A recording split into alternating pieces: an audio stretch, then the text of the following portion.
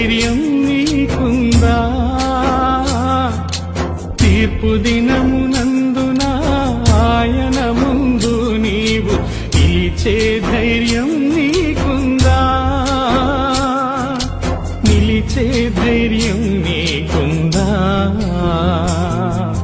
మార్పు చెందవా నీవు, మార్పు చెందవా, ఈ బ్రతుకు మార్చుకోవా?